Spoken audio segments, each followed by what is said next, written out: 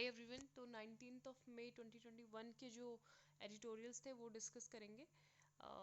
Missing S N T पहला article शोभित महाजन ने लिखा है and the writer is a professor of Delhi university. तो डीयू के ये प्रोफेसर हैं ऑफ एस्ट्रोफिजिक्स एंड फिजिक्स। ठीक है, तो ये आर्टिकल देख लेते हैं इन्होंने एग्जैक्टली क्या लिखा है। और अगर आवाज़ थोड़ी सी कम आ रही है तो please use headphones, I don't have any alternatives. ठीक है, अभी इतनी आवाज़ आ रही है मेरी। The WhatsApp message from an old acquaintances was usual for the times we are in friends in inquiring about your families and your welfare। तो यहाँ पे इन्होंने लिखा है कि साइंटिफिक टेम्पर की बहुत ज़्यादा कमी हो गई है and the writer was tested Covid positive few days ago and ये आइसोलेशन में थे और ये काफ़ी सारे जो अपडेट थे अपनी हेल्थ से रिलेटेड वो दे रहे थे।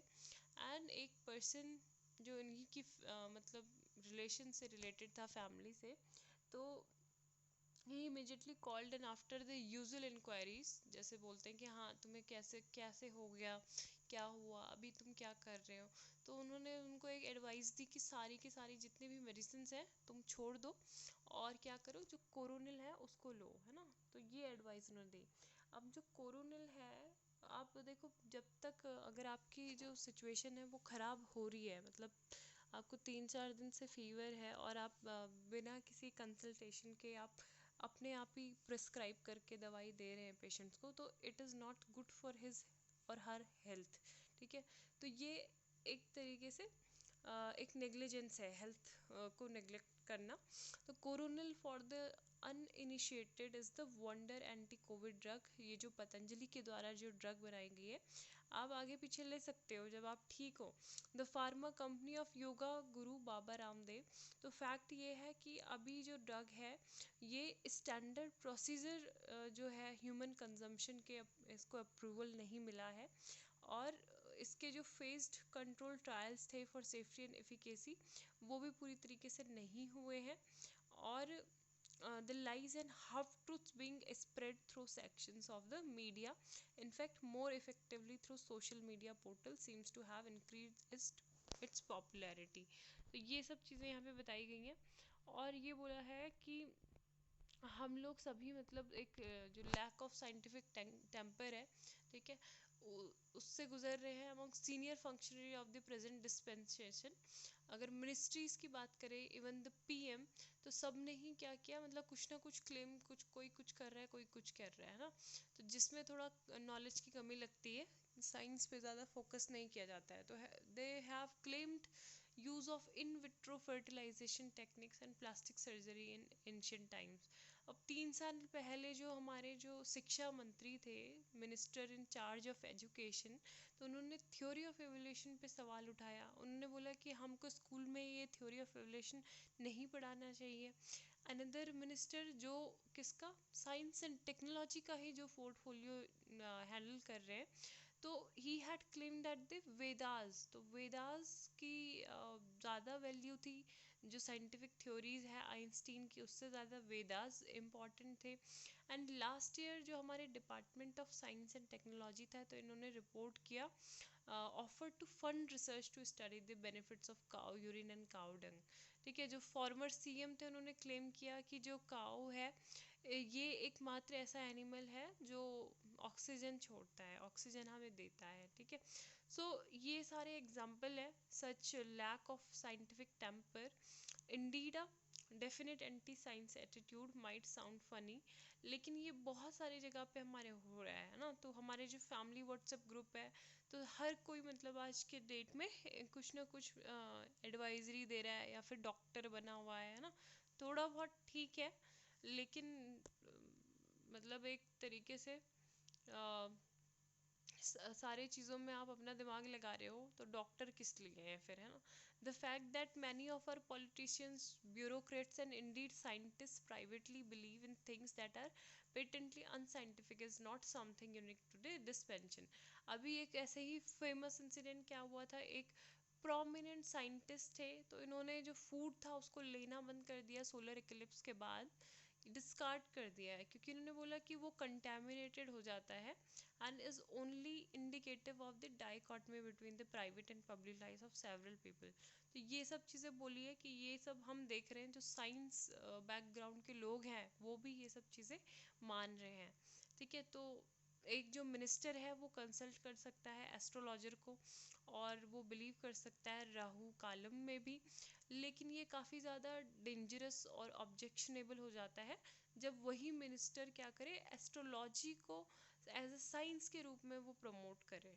ठीक है, तो ये है, it does not bode well for the nation specially because we don't tire of making grandiose claims of being the next super power in science. तो यही है कि the belief in the T in S and T technology while junking the S would possibly make an interesting sociological study। तो science में S भी बिल्कुल missing है। और अभी रिसेंटली एक जैसे पॉजिटिविटी वीक जो चल रहा था, तो उसमें जो अजीम प्रेमजी हैं, ठीक है, तो उन्होंने रिसेंटली बोला था कि हमारे जो एक्शंस होने चाहिए वो बेस्ड होने चाहिए साइंस पे। तो एक्शंस जो होते हैं दैट आर नॉट, जो साइंस पे बेस्ड नहीं होते रियलिटी में, उनके बहुत ही ज़्यादा घातक परिणाम सिद्ध होते हैं। ठीक है, detrimental effect on the cause and at the core of the idea of good science is the matter of being willing to accept and confront the truth. तो ये सब है हमें, मतलब साइंस एंड ट्रूथ जो होते हैं एक फाउंडेशन होते हैं किसी भी क्राइसिस से टैकल करने का, और ये मतलब जो है फिर दोबारा रिपीट ऐसी गलती नहीं हो, है ना, ये सब है। देन एक्यूरेट डाटा, तो अभी यही बोला गया है कि अभी अगर हम बात करें तो इसकी जो मेन थिंग है that is accurate data has to be the foundation of which all policy decision need to be made to tackle the unprecedented crisis and fronting us. ठीक है, लेकिन ये भी नहीं है, डेटा भी मतलब हमारे पास एक्यूरेट नहीं है। एंड आवर साइंटिफिक इस्टेब्लिशमेंट जो हमारे स्पेशली जो पॉलिसी मेकिंग में जिनका रोल है, इन्होंने भी मतलब अपने को कवर नहीं किया है। Most of them have been either silent or record the official narrative about the crisis कि एग्जैक्टली क्या हो रहा है। कुछ सोल्स हैं ब्रेव, ठीक है, ऑथर के द्वारा बोला जा रहा है कि जो फाल्सूट के अगेंस्ट वो स्टैंड अप, मतलब इन्होंने स्टैंड लिया है and that this crisis is unprecedented and हमारे जो हमें बताता है कि हमने किस तरीके से अपना जो हेल्थ इंफ्रास्ट्रक्चर है उसको हमने नेगलेक्ट किया, उस पर ज़्यादा फोकस नहीं किया, हेल्थ इंफ्रास्ट्रक्चर पे इन्वेस्टमेंट नहीं की पास्ट ईयर्स में। तो उसी का एक ये रीज़न है ना, scientific rational response to the crisis that has aggravated the crisis. तो ये सब चीज़ें यहाँ पे बताई गई हैं। एंड अभी इन्होंने बताया कि जब ये 14 डेज़ के आइसोलेशन में थे तो ये इवनिंग वॉक में जा रहे थे, तो उसी के पास मतलब इनका एक जो पड़ोसियों का कोई बच्चा था, लड़का, तो ही केम और उन्हें बोला कि ये सारी जो चीज़ें हो रही है ना, मतलब उनको पता चला कि कोविड-19 हो गया है ऑथर को, तो ये सारी चीज़ें हो रही हैं, ये 5G जो टेलीकॉम है उसकी वजह से हो रहा है। रेडिएशन ये आ रहा है इस टेक्नोलॉजी से, इस depleting oxygen in the atmosphere. ये जो है 5G टावर्स ये क्या कर रहे हैं, ऑक्सीजन को डिप्लीट कर रहे हैं एटमॉस्फेयर में, इस वजह से जो डिजीज़ है और तेज़ी से बढ़ रहा है। ठीक है, तो ये कह रहा था उनके नेबर के बेटे का जो बीटेक कंप्यूटर साइंस का स्टूडेंट था फाइनल ईयर का। सो यही सब है। और जब मतलब उन्होंने बताया कि दिस थ्योरी इज़ बोगस, ये कहीं से भी सच्चाई नहीं है। ठीक है, कितनी बार कितने सारे लोगों ने वीडियोस पे बना दिए कि 5G टावर की वजह से, 5G की वजह से ये स्प्रेड हो रहा है, तो बिल्कुल ही बोगस थ्योरी है। एंड तो फिर उन्होंने भी मतलब जो बीटेक का वो स्टूडेंट था कंप्यूटर साइंस का फाइनल ईयर का, उसने इतना बिलीव नहीं किया, उसने बोला कि haven't you seen the news, it is true. ठीक है, तो ये सब हमारा एक स्टैंडर्ड यहाँ बना हुआ है साइंस और जो मतलब इलॉजिकल फैक्ट्स हैं उनका। इन दिस लॉस टुगेदर, ये इंपॉर्टेंट नहीं है। Health care and brain drain, तो ये काफ़ी इंपॉर्टेंट आर्टिकल है। तो India has been a major exporter of these workers to developed nations and this is a part of the reason for the shortage in nurses and doctors today. तो यहाँ पे दो ये जो ग्राफ दिख रहे हैं, ये बताए गए डॉक्टर्स पर 1000 पॉपुलेशन, ठीक है, यहाँ पे जो कंट्रीज़ हैं इंडिया, यूके, यूएसए, आयरलैंड, तो ये सारे बताएं। नर्सेज और मिडवाइफ्स पर 1000 पॉपुलेशन। तो ये है कि देखो जिस तरीके से हम अपने हेल्थ केयर सिस्टम, मतलब अभी हमें कोविड-19 की जो सेकेंड वेव है, तो इसमें हमें हर चीज़ की शॉर्टेज हो रही है, ठीक है, केवल वैक्सीन की ही शॉर्टेज नहीं हो रही है, ऑक्सीजन सिलेंडर की ही शॉर्टेज नहीं हो रही है, हमारे यहाँ स्टाफ की कमी है। अब कहीं पे मेडिकल स्टाफ नहीं है, ठीक है, ऑक्सीजन कॉन्सेंट्रेटर है और बाकी बेड की फैसिलिटी है, लेकिन वहाँ पे डॉक्टर जो है घंटों घंटों बाद पहुँच रहे हैं पेशेंट के पास, तब तक पेशेंट की बहुत बुरी तरीके से मौत भी हो जा रही है, ठीक है। तो ये सब शॉर्टेज है हमारे पास, क्यों है? हमने लार्जेस्ट वैक्सीनेशन प्रोग्राम चलाया है वर्ल्ड का, और पहले हमने फ्रंटलाइन वर्कर्स को एडमिनिस्ट्रेट किया डोजेस से, उसके बाद सीनियर सिटीजन को सेकेंड फेज में। At the time of the commencement of the programme phase 3 6.43 crore doses administrate की गई, और 6.44 करोड़ डोजेज जो 50% है ऑफ द वैक्सीन जो इंडिया में बनाई गई, ये एक्सपोर्ट की गई 84 कंट्रीज़ को, ठीक है। तो ये अब तो खैर बंद कर दिया गया है जो भी वैक्सीन का ये एक्सपोर्ट हम कर रहे थे, बाकी और जो हमारी नेबरिंग कंट्री है वो क्राइसिस से बहुत ज़्यादा जूझ रही है। So India went on to face a severe vaccine crunch in April अभी मई में भी हमको वैक्सीन क्रंच ही देखने को मिल रहा है।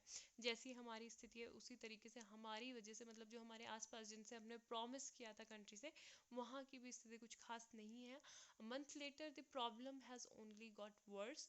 और दूसरा ये है कि हम जो जैसे जिस तरीके से डेली केसेस हैं वो राइज हो रहे हैं, है ना, और हमारी यहाँ पे इनसफिशिएंट हॉस्पिटल बेड्स हैं, आईसीयूज़ हैं, वेंटिलेटर्स की शॉर्टेज है, ऑक्सीजन सप्लाईज नहीं है, तो यहाँ पे क्या हो रहा है, हाई नंबर ऑफ डेथ्स हो रही है। 4000 से ज़्यादा डेथ रिपोर्ट की जा रही है डेली, ठीक है, डेली मतलब इतनी डेथ हो रही है। तो what has not received sufficient notice the contribution of health workers. तो यहाँ पे ये बोला जा रहा है कि हमारे यहाँ के जो हेल्थ वर्कर्स है, जो राउंड द क्लॉक टायरलेसली काम कर रहे हैं पूरे साल से, तो उनकी भी शॉर्टेज है, ठीक है। Further surge in cases across the country could ultimately lead to overburdening these work. अब जो हमारे यहाँ पे शॉर्टेज होने की वजह से क्या हो रहा है, अब इतनी जो मौतें हो रही हैं, अब बहुत ज़्यादा प्रेशर, इमेंस प्रेशर में अभी हमारे जो डॉक्टर्स, मेडिकल स्टाफ है वो है, और स्टाफ कम भी है। इस वजह से आपने देखा होगा कि जैसे जो एमबीए के जो फाइनल ईयर के एमबीबीएस के जो फाइनल ईयर के स्टूडेंट थे, उनके लिए ओपन रिक्रूटमेंट भी चलाया गया है ना, कि वो भी आके कर सकते हैं, उसके बाद उनको सरकारी जॉब देने का प्रॉमिस भी किया गया है। फॉर सेवरल डिकेड्स ऐसी चीज़ें सब पहले से भी हो सकती थी, एंड बहुत सालों से India has been a major exporter. तो हम किसका एक्सपोर्टर रहे, वैक्सीन का ही नहीं, हम अपने हेल्थ केयर वर्कर्स का भी एक्सपोर्ट करते थे डेवलप्ड नेशंस को, पर्टिकुलरली किसको, जो गल्फ काउंसिल कंट्रीज़ हैं, ठीक है जी, gulf council country GCC, Europe, and जो अदर इंग्लिश स्पीकिंग कंट्रीज़ हैं। तो मेनली हमारी डेवलप्ड कंट्रीज़ में ज़्यादा हमारे यहाँ से जो मेडिकल स्टाफ है वो जाता था, और ये एक रीज़न है जो हमारे यहाँ पे नर्सेज एंड डॉक्टर्स की शॉर्टेज है। So as per government reports की अगर हम बात करें, इंडिया हैज़ 1.7 नर्सेज, ठीक है, पर 1000 population, and a doctor to patient ratio कितना है, 1:1404। सो दिस इज़, ये जो WHO का नॉर्म है कि 3 नर्स तो होनी चाहिए पर 1000 पॉपुलेशन में, तो उससे भी बिलो है, मतलब उससे भी कम है ये। एंड लेकिन ये यही सारी प्रॉब्लम नहीं है, जो डिस्ट्रीब्यूशन है डॉक्टर एंड नर्सेज का is heavily skewed against some regions, ठीक है, कुछ रीजन में जो हाई कंसंट्रेशन में आपको मिलेंगे डॉक्टर्स, है ना, जो जैसे अर्बन पॉकेट्स, अर्बन रीजन में कहीं कहीं पे बहुत ज़्यादा है फैसिलिटीज़, और अगर हम लेकिन बहुत सारी जगह जाएँ जो रिमोट एरियाज़ हैं, तो वहाँ पे हेल्थ वर्कर्स की बहुत कमी है। So if you look at the figures for country where we export our health workers, we just see how big the difference is between the sending and the receiving countries. तो यहाँ पे कुछ OECD का data भी है, OECD data around 69,000 to Indian, ठीक है, 69,000 जो इंडियन है ट्रेन डॉक्टर्स, वो कहाँ काम कर रहे हैं, UK, US, Canada and Australia, ठीक है, UK, US, Canada and Australia 2017 में।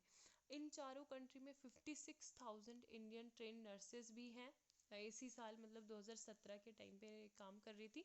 और लार्ज स्केल माइग्रेशन हुआ है हेल्थ वर्कर्स का to the Gulf Cooperation Council, जो कंट्रीज़ हैं वहाँ पे। तो यहाँ पे बोला जा रहा है कि हमारे पास प्रॉपर डेटा भी नहीं है कि कितने एग्जैक्टली वहाँ पे स्टॉक कर लिया है उन नेशंस ने हमारे वर्कर्स का। एक रियल टाइम डेटा हमारे पास नहीं है। High skilled migration from India, किस लेवल पे माइग्रेशन हमारे यहाँ से हो रहा है, ब्रेन ड्रेन जिसे कहते हैं, case of low skilled and semi skilled migration.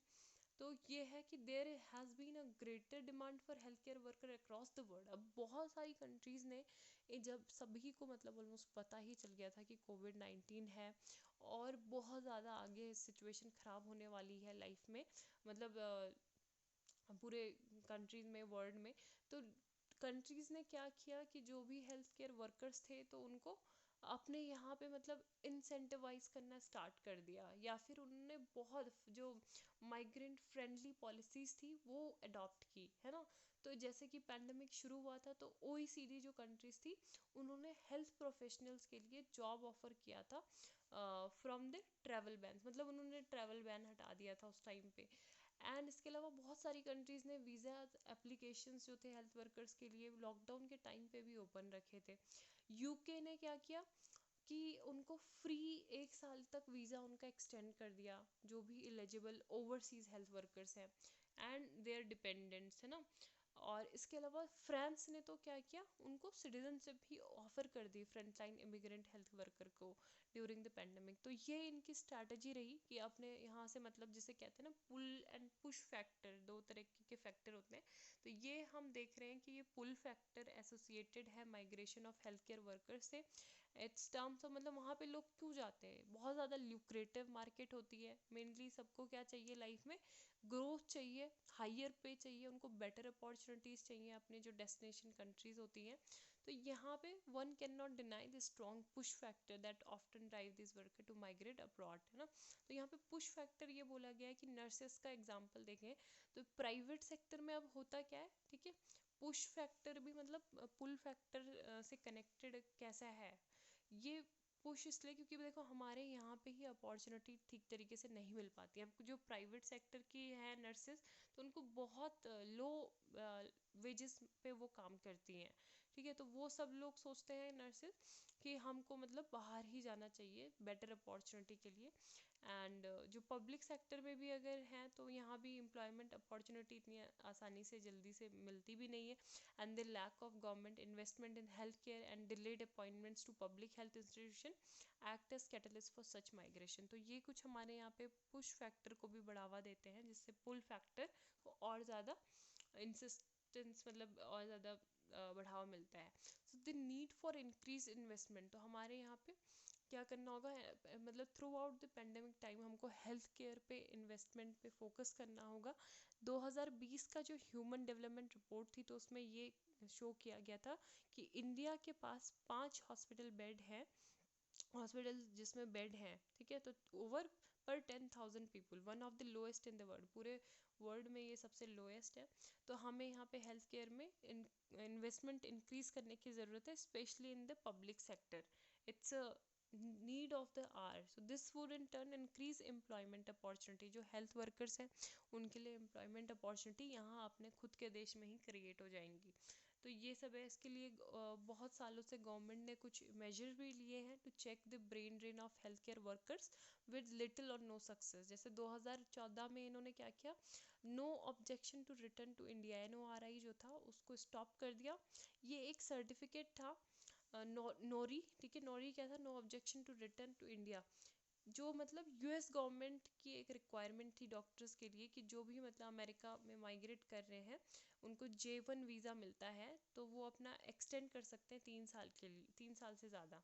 अब इसका non issuance of the NORI would ensure that the doctor will have to return to India at the end of the 3 year period, कि मतलब उनको 3 साल के बाद तो यहाँ इंडिया में आना ही पड़ेगा, एक तरीके से एक कॉन्ट्रैक्ट हो गया है ना। तो ये भी समाप्त हो गया। The government has included nurses in the emigration check required category. तो ये भी है कि ट्रांसपेरेंसी आए नर्सिंग रिक्रूटमेंट में, ठीक है। जो नर्सेज का डेस्टिनेशन कंट्रीज में एक्सप्लॉयटेशन होता है वो कम हो, तो ये सब भी किया गया है। इसके अलावा इंडियन नर्सेज की अगर हम बात करें ये लोअर मिडिल क्लास फैमिली से होती हैं, और इनको ये क्या करती हैं, अपने नर्सिंग एजुकेशन को कंप्लीट करने के लिए लोन भी लेती हैं, और इनका एम फिर यही हो जाता है कि इनको जॉब अब्रॉड में ही मिले, और ये अपने लोन देने के साथ साथ जो अपनी फाइनेंशियल स्टेबिलिटी है वो अपने करियर की शुरुआत से ही वहाँ पे स्टार्ट, मतलब ऐसा नहीं है कि कोई कनाडा जा रहा है या फिर कोई मतलब किसी भी, अगर फॉरेन में जैसे हमारे इंडियन स्टूडेंट जो जाते हैं तो ऐसा नहीं है, मतलब जो जिनके पास बहुत पैसा होगा तो वही लोग आराम से स्टडी कर पाते हैं, नहीं तो जनरली वहाँ पे होता क्या है, लोग जाते हैं और अपना पार्ट टाइम जॉब हर व्यक्ति करता है ना, कि पढ़ाई के साथ साथ पार्ट टाइम जॉब ज़रूर है, मतलब वहाँ पे ये है, बिना उसके आप अपनी जो पॉकेट मनी या फिर आप अपनी पढ़ाई का खर्चा है वो नहीं अफोर्ड कर पाओगे। तो ये सब चीज़ें वहाँ पे होती हैं, अपनी फिनेंशियल स्टेबिलिटी के लिए करना पड़ता है, अपना लोन पूरा करना पड़ता है, सारी चीज़ें हैं। फिर वो आइल्स के लिए प्रिपेयर करते हैं, ये भी एक इंडिकेशन होता है, जो लोग आइल्स की तैयारी करते हैं दैट मीन्स कि they are ready to go there, है ना, उनकी डिज़ायर है migrate right away. Then there are health care professional who delay migration only in order to obtain an experience certificates after which they apply for job abroad. तो ये सब चीज़ें भी हैं। तो यहाँ पे गवर्नमेंट को एक लॉन्ग टर्म सोल्यूशन इस प्रॉब्लम के ढूंढने होंगे, क्योंकि बहुत ही मेजर प्रॉब्लम ये है हमारी कंट्री का, जो एक इतना जो पोटेंशियल है वो हमारे दूसरे देशों में जा रहा है ना, अभी हम अपने कंट्री के वेलफेयर के लिए यूज़ कर सकते थे। So according to doctor Devi Shetty ने ये बोला है कि आने वाले टाइम में India will need an extra 5 lakh ICU beds, कि हमें एक्स्ट्रा 5 लाख आईसीयू बेड की ज़रूरत पड़ेगी, 2 लाख नर्सेज की ज़रूरत पड़ेगी, 1.5 लाख से ज़्यादा डॉक्टर्स की ज़रूरत पड़ेगी कुछ महीनों में नहीं, कुछ हफ्तों में ही। एंड इफ़ वी कैन, अगर जब हम वेंटिलेटर्स, ऑक्सीजन सिलेंडर्स, ये सारी चीज़ें इंपोर्ट कर रहे हैं, तो can not be also import doctors and nurses और human resources to manage the hospital. ठीक है, तो गवर्नमेंट को फोकस करना चाहिए कि वो सर्कुलर माइग्रेशन और जो रिटर्न माइग्रेशन है, circular migration and return migration, इससे रिलेटेड पॉलिसीज़ को प्रमोट करें एंड इंसेंटिवाइज करें हेल्थ केयर वर्कर्स को कि वो अपने घरों को आए आफ्टर, जब भी उनकी ट्रेनिंग या स्टडी अगर करने भी हो जा रहे हैं तो वापस आना उनका एक पर्पज़ हो, मोटिव हो, चाहे वो किसी भी तरीके से हो। And it could also work towards framing bilateral agreements, जो बहुत सारी जो कंट्रीज़ हैं, है ना, ब्रेन शेयर, तो उनके साथ भी कुछ बिलेटरल एग्रीमेंट्स होने चाहिए। Destination countries of the migrants would be oblige to supply health care workers, है ना, कि मतलब जब हमारे यहाँ पे जैसे कोई क्राइसिस आ गया तो आपको हमारे जो कंट्री में हेल्थ केयर, हमारे जो माइग्रेंट्स है या फिर अपने हेल्थ केयर वर्कर्स कंट्री में भेजने होंगे, है ना, country of origin, times of need, specially in times such as what we are living in now. तो ये सब चीज़ें कुछ इनिशिएटिव होने चाहिए। काफ़ी अच्छा आर्टिकल था। व्हेन ऑक्सीजन रैन आउट, तो यहाँ पे दिल्ली में क्या हुआ, एक्यूट ऑक्सीजन शॉर्टेज थी, how state government official responded to supply crisis, तो उसी से रिलेटेड है। बाकी एक्सप्लेन सेक्शन में इसराइल पैलेस्टीन और इंडिया से रिलेटेड न्यूज़ है, उसके बारे में आपने बहुत पढ़ चुका होगा। आई होप आपको ये इशू बहुत अच्छे से समझ में भी आ गया होगा, नहीं आया तो दूसरे दिन इसको अच्छे से एक टॉपिक ही इसका बना देंगे। बाकी ये है इसराइल की लोकेशन, ठीक है, जहाँ जहाँ पे जो पॉइंट है, जैसे वेस्ट बैंक है, और ये जो ब्लैक स्पॉटेड एरियाज हैं तो यहाँ पे पैलेस्टीनियन की टेरिटरी ने क्लेम किया हुआ है ना, और बाकी येलो वाला पार्ट जो है पूरा इसराइल ने एक्वायर्ड किया हुआ है। यहाँ पे ये गोलन हाइट्स हैं, ठीक है। एंड चलो बाकी और जो था,